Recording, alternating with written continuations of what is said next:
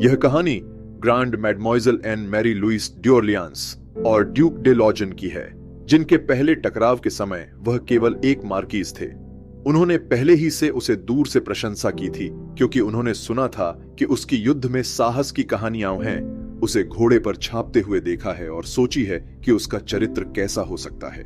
जब वे पहली बार मिले तो ड्यूक ने महसूस किया कि उसकी रुचि पहले से ही उसमें है, जो उसे उसका मित्र बनना चाहिए। उसने पहले से ही खुद को पहचान लिया था। 30 साल के मार्कीज एक साहसिक सैनिक थे जिनकी खास वित्त थी। वह अवचेतन डॉन जुआन भी थे। हालांकि वह छोटा था और बेशक खूबसूरत नहीं था, लेकिन उसकी ढीली आचरण और सैन्य उपलब्धियों ने उसे महिलाओं के लिए आकर्षक बना दिया। मार्कीज एक अधिकार के अभाव में एक आदोनिस के सभी संवेदना से रहित आदमी है, और फिर भी उसने सिद्ध किया है कि उसने उपलब्धियों के माध्यम से, खास गुणों के माध्यम से खुद को साबित किया है जो खरीदे नहीं जा सकते। उसके अलावा शानदार व्यवहार और मजेदार हास्य रुचि। हम कह सकते हैं कि मार्कीज महिलाओं का मनचला आदमी था, क्योंकि वह हमेशा सुंदर महिलाओं के चारों ओर घिरे रहता था जहां बात पसारने लगी थी। मार्कीज आसानी से रोमांटिक विजय प्राप्त करते थे। एन मैरी और मार्कीज मित्र बनते हैं। वे साथ में टहलते समय साझी रुचियों के बारे में बात करते हैं और उसे यह हर पल पसंद होता है।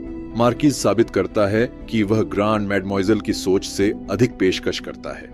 लुई XIV सूर्य राजा प्रस्ताव रखते हैं कि एन मैरी उसके भाई से विवाह करें। उसे यह सुनकर घृणा होती है।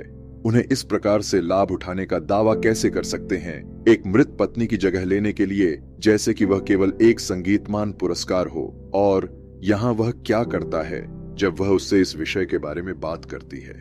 वह कहता है, अच्छा, हम केवल राजा की इच्छाओं के नौकर हैं। हमें उनकी महिमा के हर आदेश का पालन करना होगा। और वह गुस्से से उत्तेजित होकर चली जाती है। यह वह प्रतिक्रिया थी जिसकी उम्मीद थी नहीं थी। और फिर भी ड्यूक उसके लिए अपनी वास्तविक इरादों के लिए कोई स्पष्ट और प्रत्यक्ष संकेत नहीं देता। चीजें और भी खराब होती हैं। उसने उसे नहीं मिलने की आदत छोड़ दी है, क्योंकि उनकी मित्रता गलत लगती है। वह फिर से मिलती है, एक कागज उसे देती है जिस पर उसने उस आदमी का नाम लिखा होता है जिससे वह विवाह करना चाहती है।